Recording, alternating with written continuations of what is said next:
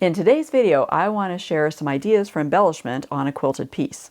Hi, I'm Kim Jamieson-Hirst of Chatterbox Quilts, and I had done a previous video where I showed you how to play with 3 different types of quilting rulers. So I wanted to add additional interest to this piece. I'm looking at it as a practice piece. It's just for having fun. It's a good way to try out different things. In that case, it was a way of trying out different quilting rulers. So here's the piece that I was working on last time. So I had one ruler here that I was doing a curved ruler. Here we had a straight ruler using some variegated thread, and over here another type of curved ruler. So if you're wondering about that video, check up above and in the description below, and I'll put a link to it so you can watch that. So after I had done this quilting with rulers, I wanted to add some extra embellishment to it, and I did that with some hand embroidery stitches. So let's take a look at what I did here. You can play with either just combining stitches together, as I did in this area here. So this is inside one of these areas that's created by the ruler work, and I've got a bunch of different stitches in here, starting with chain stitch on the outside to form a boundary, if you will. And that was just inside the ruler quilting area that was created by that ruler quilting. And then I added some cross stitches in here, an asterisk, just a running stitch along here. So just using very simple hand embroidery stitches, but you can combine them and create some fun, a fun look. So that's what I did in this area, because the ruler quilting naturally created some areas that I could add some embellishment to in the form of hand embroidery. So I could do that inside those areas, but there's all kinds of different designs on the fabric itself. So I could do some stitching on those areas or around them. And so, for example, on some of the little white dots here, I did some French knots on those, right? Outside of those areas, I picked up some of the color in the fabric and used some pink for cross stitches. And here I've done a cross stitch and then added a cross stitch on top of a cross stitch with a contrasting thread. Here we've got some lazy daisy stitches with French knots in the center. Here I'm just playing around with running stitches to create, sort of mimics the little kind of berry shapes, I call them here, and just some seed stitches to fill in on the background. So again, very simple stitches, but it can add lots of fun to your project. And why not practice on a sheet, or on a sandwich, I should say, where we were practicing some ruler quilting. So I want to share some of those stitches with you. We're going to go back to our ruler quilting area, and I want to use some threads. Now, I'm using some heavier threads because I want this embroidery to show up. So I have these threads here. I have the navy, the white, and the pink, and they're actually bamboo threads, okay? These actually came from a yarn store. So they're thicker. They're about an 8 weight, maybe an 8 to a 5 weight, I would say, in pearl cotton. And I've already got them threaded up to use. I'm just using chenille needles here. Let's go with the white to start with here. Okay, so I've got them threaded up here. And I'm just going to play in an area. So let's play in this area here. So you can see in this area here, I've got these 3 white dots. So let's play with those. Let's do some French knots in there, okay? And because it's a quilt sandwich, it's got lots of stability already, and it's already stitched together. I'm not worried about the fabric moving around on me or anything as I do this, so I don't need to put it into a hoop. Okay, so let's go into one of the little white dots here. And I do have a knot on the back here. And then I can just hold my thread out to one side, do a few twists around, as many as I want, and then go back in near to, but not exactly in the same hole. If I go back in the same hole, it might actually pull the knot right down or right through. Now I'm using a chenille needle. Often when I'm doing French knots, I'll use a milliner's needle because it is the same width all the way along the length of the needle, whereas the chenille needle is a bit bigger at the eye, which can cause it to be a little resistant going back down through the fabric, but it seems to be doing not too bad here. Okay, I'm going to put it back down close to it. I'm holding that thread, as you can see, to form the knot, and we've got one more there. And sometimes they look really good, sometimes they look a little off center. Doesn't matter, it's kind of the charm of handwork. Okay, and we'll put that back down in here again. Hold that thread as I put the needle back down again to the back side. So there we go. So before we had little dots that look like this, now they are little dots that have more texture to them, okay? So then I can just tie off on the back. You can see all my stitching on the back. You will see this a little more because of it's a thicker thread, right? So I just tend to catch the bottom, maybe a little bit of the batting. I will go through, and then I will twist around a couple of times here and pull through to tie off, and then I will just cut it off with my embroidery scissors before we move on to another area.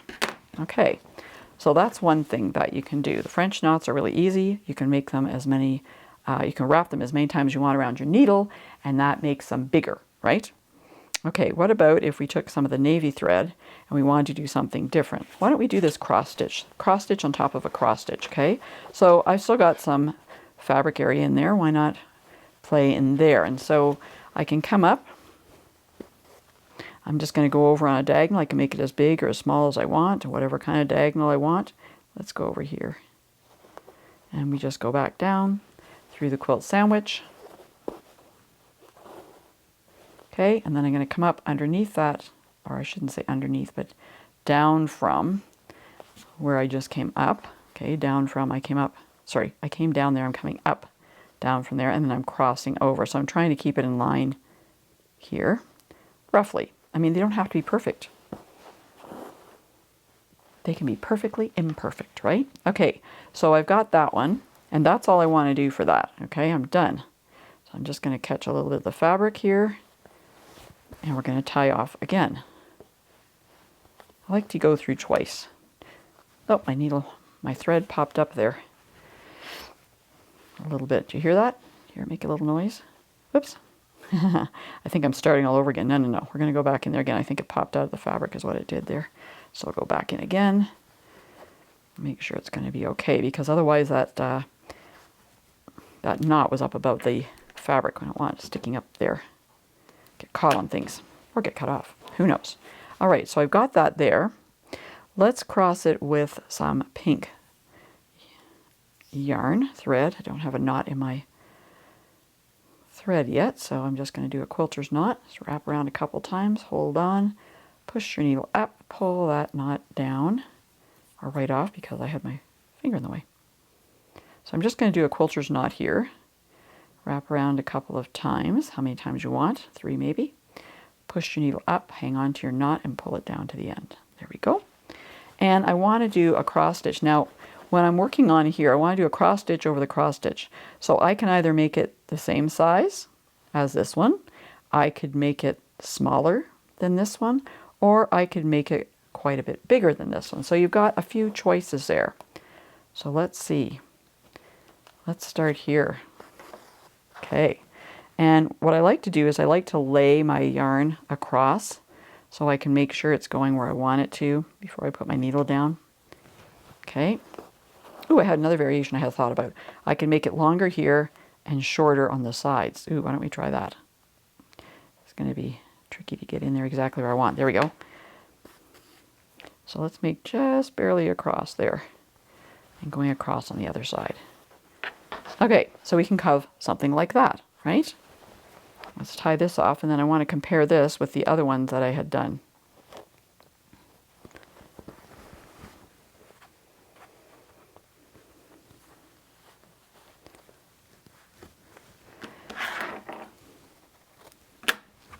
Okay, so let's take a look at this one here. So you can see this one where I've got the navy, made the cross stitch, and then over top we've got a cross that's long on one direction, short on the other.